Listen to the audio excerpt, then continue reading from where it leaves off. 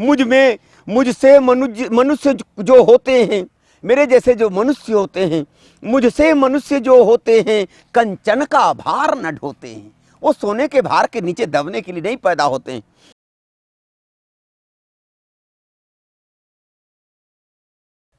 कर्ण को समझाने के बाद कृष्ण चाहते हैं कि कर्ण जो है किसी तरह कुंती का छठा पुत्र होना स्वीकार करे।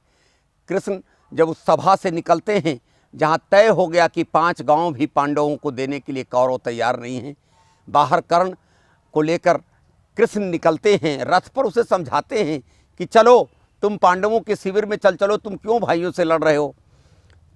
कृष्ण की इन तमाम बातों को, जिसमें साम दाम दंड भेद की बातें होती है, सुनने के बाद कर्ण कबूल नहीं करता, क्योंकि कर्ण एक भट्ट योद्धा है, न्यायप्रिय है, दानी है। उसने स्वयं को जब मित्रता के पास में, मित्रता के बंधन में बांध लिया तो वो बदल नहीं सकता। जैसे ही कृष्ण की मनसा को समझ जाता है, कर्ण अपना प्रत्युत्तर देता है, कुरु राज्य समर्पण करता हूँ, साम्राज्य समर्पण करता हूँ, यश मुकुट मान सिंहासन ले, बस एक भीख मुझको दे दे, कौरव को तज रण रोक सके, भूखा हर भावी सोख सके। जब कृष्ण की ये बातें सुनता है तो कर्ण अपना जवाब देता है। सुन सुनकर कर्ण अधीर हुआ, क्षण एक तनिक गंभीर हुआ, फिर कहा बड़ी यह माया है, जो कुछ आपने बताया है। कि हे श्री कृष्ण, ये जो कुछ आप बता रहे हैं इसमें तो माया ही माया है। दिनमणि से सुनकर वही कथा, मैं भोग चुका हूँ ग्लानि व्यथा। जब ध्यान जन्म का धरता हूँ, उन मन यह सोचा करता हूँ, कैसी होगी वह माँ कराल, निज तन से जो शिशु को निकाल, धाराओं में धर आती है अथवा जीवित दफनाती है। अब उसे याद आ जाती है वो बचपन की बातें। कृष्ण के कहता है कि वो कैसी माता है जिसने मुझको बचपन में दफना दिया था पिटारी में बनाकर।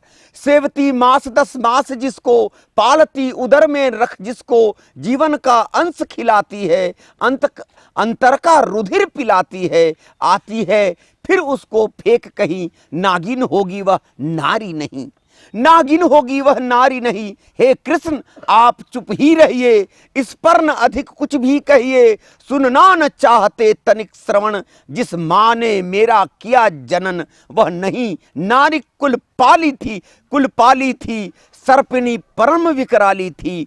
पत्थर समान उसका ही था, सुत से समाज बढ़कर प्रिय था, गोदी में आग लगा करके मेरा कुल वंश छिपा करके, दुश्मन का उसने काम किया, माताओं को बदनाम किया। माँ का पै भी न पिया मैंने, माँ का दूध भी नहीं पिया मैंने, माँ का पै भी न पिया मैंने, उल्टे अभिशाप लिया मैंने, वह तो यशस्विनी बनी रही, सबकी भौं मुझ पर तनी रही, कन्या वह रही अपरिणीता, जो कुछ बीता मुझ पर बीता।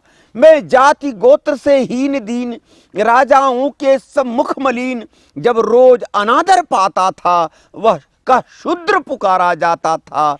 पत्थर की छाती फटी नहीं, पत्थर की छाती फटी नहीं, कुंती तब भी तो कटी नहीं। मैं सूत वंश में पलता था, अपमान अनल में जलता था, सब देख रही थी दृश्य प्रथा, माँ की ममता पर हुई वृथा।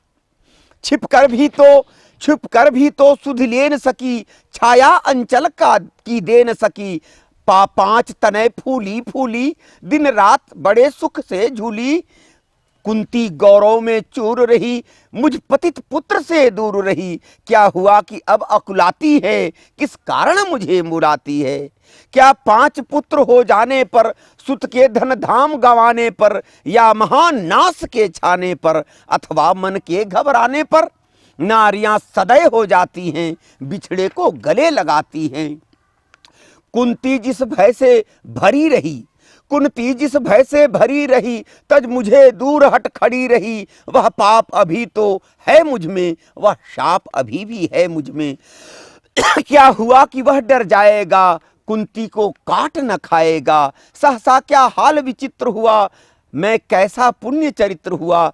कुंती का क्या चाहता हृदय, मेरा सुख या पांडव की जय। यह अभिनंदन नूतन क्या है केशव, यह परिवर्तन क्या है।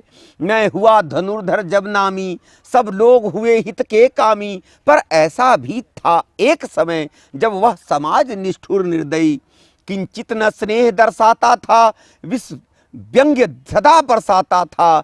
उस समय सुअंक लगा करके, अंचल के तले छुपा करके, चुंबन से कौन मुझे भरकर ताड़ना ताप लेती थी हर।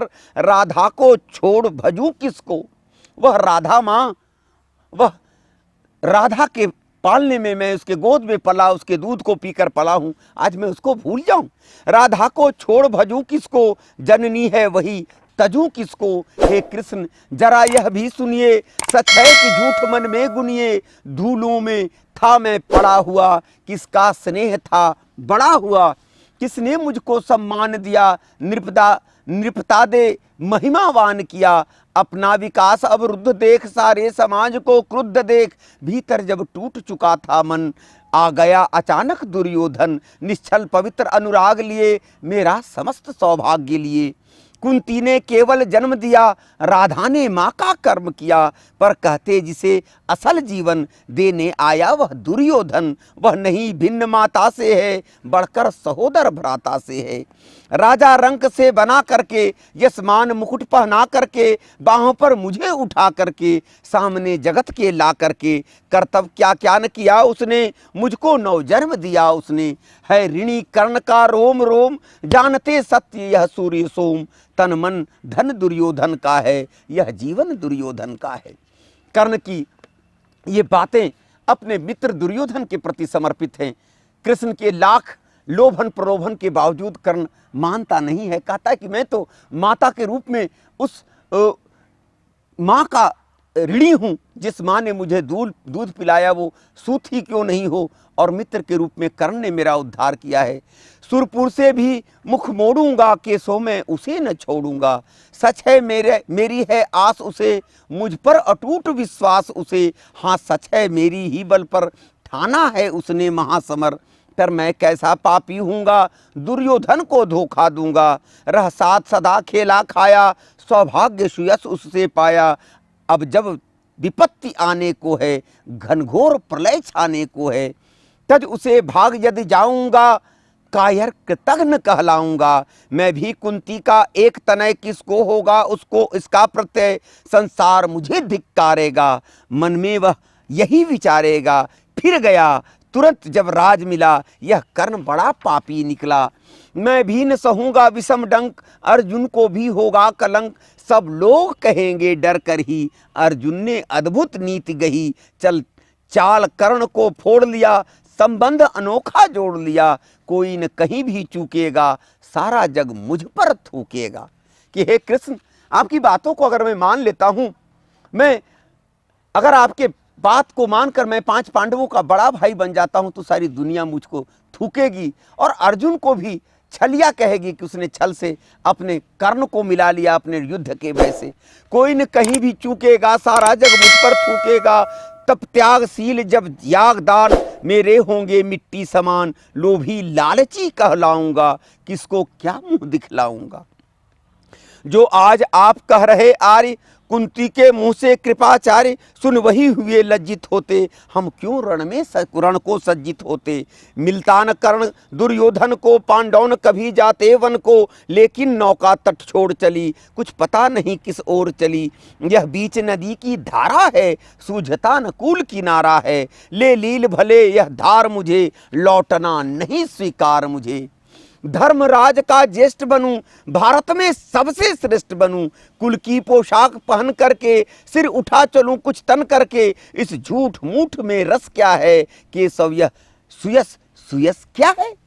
सिर पर कुलीनता का टीका, भीतर जीवन का रस फीका। अपना नाम जो ले सकते, परिचय न तेज से दे सकते। ऐसे भी कुछ नर होते हैं, कुछ को खा लेते और खोते हैं। विक्रमी पुरुष लेकिन सिर पर चलता न छत्र पुरखों का धर। अपना बल तेज जगाता है, सम्मान जगत में पाता है। सब उसे देख ललचाते हैं, कर विविध व्यत्न अपनाते हैं। कुल जात नहीं साधन मेरा, पुरुषार्थ एक बस धन मेरा। कुल में तो मुझे फेंक दिया, कुल ने तो मुझको फेंक दिया, मैंने हिम्मत से काम लिया। यह वंश अब चकित भरमाया है, खुद मुझे खोजने आया है। लेकिन मैं लौट चलूंगा क्या, अपने प्रण से बिचलूंगा क्या, रण में कुरुपति का विजय वरण या पार्थ हाथ कर्ण का मरण। हे कृष्ण यही मति मेरी है, तीसरी नहीं गति मेरी है। या तो मैं रण में मारा जाऊंगा अर्जुन के हाथों, अर्थात ये मैं आपकी संधि के लिए तैयार नहीं हूं, मैं प्राण दे सकता हूं, मगर मैं अपने मित्र अपनी उस माता के प्रति गैर वफादारी नहीं कर सकता। मैत्री की बड़ी सुखद छाया, शीतल हो जाती है काया। धिक्कार योग होगा वह नर, जो पाकर भी ऐसा तरुवर हो अलग खड़ा कटवाता है, खुद आप नहीं कट जाता है। जिस नर की बाह गही मैंने, जिस तरु की छाह गही मैंने, उस पर नवार चलने दूंगा, कैसे कुठार चलने दूंगा। जीते जी उसे बचाऊंगा, या आप स्वयं कट जाऊंगा। मित्रता का बड़ा अनमोल रतन, कब इसे तोल सकता है धन। वह मित्रता के मूल्य को समझता है। मित्रता बड़ा अनमोल रतन, कब उसे तोलता है धन। धरती की तो है क्या विसात, आ जाए अगर बैकुंठ हाथ, उसको भी न्योछावर कर दूं, कुरुपति के चरणों पर धर दूं। सिर लिए स्कंद पर चलता हूं, उस दिन के लिए मचलता हूं। यदि चले वज्र दुर्योधन पर, ते ले लूं चढ़कर बढ़कर उसे अपने ऊपर। कटवा दूं उसके लिए गला, चाहिए मुझे क्या और भला। सम्राट बनेंगे धर्मराज, या पाएगा कुरुराज ताज। लड़ना भर मेरा काम रहा, दुर्योधन का संग्राम रहा। अरे राजा या तो दुर्योधन बनेंगे, या फिर अपने युधिष्ठिर बनेंगे, धर्मराज बनेंगे। मुझको क्या, मैं तो एक सैनिक हूं, और मैंने वचन दिया है युद्ध का, तो मैं युद्ध से विमुख नहीं हो सकता। मुझको न कहीं कुछ पाना है, केवल ऋण मात्र चुकाना है। मैं तो जिस कर्ज में दबा हूं, दुर्योधन के उस कर्ज को चुकाने के लिए जी रहा हूं। कुरु राज्य चाहता मैं कब हूं, साम्राज्य चाहता मैं कब हूं। क्या नहीं आपने भी जाना, मुझको न आज तक पहचाना। जीवन का मूल समझता हूं, धन को मैं धूल समझता हूं। धनराश जोगना लक्ष्य नहीं, साम्राज्य भोगना लक्ष्य नहीं। भुजबल से कर संसार विजय, भुजबल से कर संसार विजय। अगणित समृद्धियों का संचय, दे दिया मूत्र दुर्योधन को। तृष्णा छू भी न सकी मन को, वैभव विलास की चाह नहीं, अपनी कोई परवाह नहीं। बस यही चाहता हूँ केवल, दान ही देव सरिता निर्मल। करतल से झरती रहे सदा, निर्धन को भरती रहे सदा। तुच्छ है राज्य क्या है केशव, पाता क्या नरकर प्राप्त भी हो। चिंता प्रसूत अत्यल्पहास, कुछ चाक चिक्की कुछ क्षण विलास। पर वह भी यहाँ गंवाना है, कुछ साथ नहीं ले जाना है। कर्ण अपनी दानवीरता की चर्चा करता है कि मैं तो उतना ही पाता हूं जितना मुझको समाज में लुटा देना है। मैं तो देने के लिए आया हूं, लेने के लिए आया ही नहीं हूं। मुझसे मनुष्य जो होते हैं, मेरे जैसे जो मनुष्य होते हैं, मुझसे मनुष्य जो होते हैं, कंचन का भार न ढोते हैं। वो सोने के भार के नीचे दबने के लिए नहीं पैदा होते हैं। मुझसे मनुष्य जो होते हैं, कंचन का भार न ढोते हैं। पाते हैं धन बिखराने को, लाते हैं रतन लुटाने को। मैं तो रतन उतना ही लाता हूं जो लुटाने की जितनी जरूरत है। जग से न कभी कुछ लेते हैं, दान ही हृदय का देते हैं। प्रासादों के कनकाब शिखर, होते कबूतरों के ही घर। महलों में गरुड़ न होता है, कंचन पर कभी न सोता है।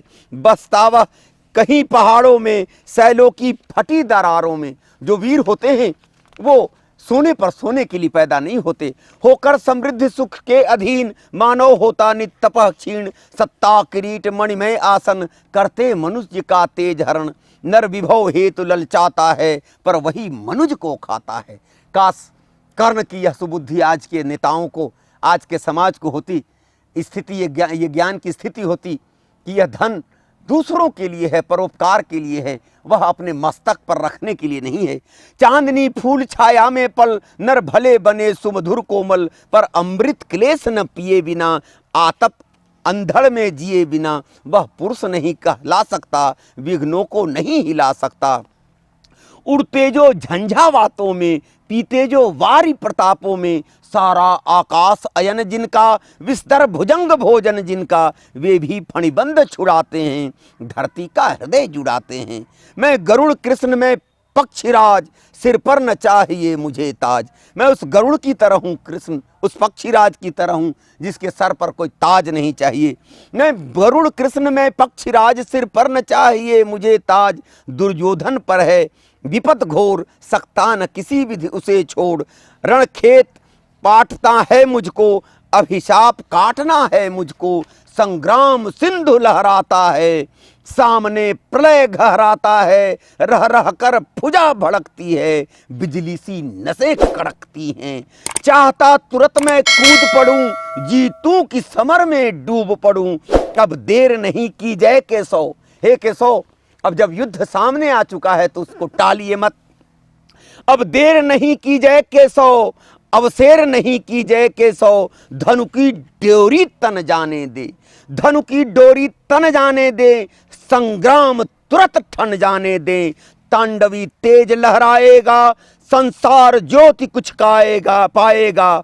पर एक विनय है मधुसूदन, मेरी यह जन्म कथा गोपन। मत कभी युधिष्ठिर से कहिए, जैसे हो इसे दबा रहिए। कहीं न कहीं कर्ण के अंदर भी एक भावना जग गई है। वह चाहता है कि उसके जन्म की यह कथा युधिष्ठिर को नहीं पता चले, क्योंकि वह जानता है कर्ण कि जैसे यह दानवीर है वैसे ही वह धर्मवीर है। जब वह जान जाएगा इस कथा को, तो शायद युधिष्ठिर अपने बड़े भाई के प्रति थोड़ा सा विचलित हो जाएगा। यहाँ कर्ण की निष्ठा और ईमानदारी देखिए, वह नहीं चाहता है कि युधिष्ठिर को यह पता चले। पर एक विनय है मधुसूदन, मेरी यह जन्म कथा गोपन। मत कभी युधिष्ठिर से कहिए, जैसे हो इसे दबा रहिए। वे इसे जान यदि पाएंगे, सिंहासन को ठुकराएंगे। साम्राज्य न कभी स्वयं लेंगे, सारी संपत्ति मुझे देंगे। मैं भी न उसे रख पाऊंगा, दुर्योधन को दे जाऊंगा।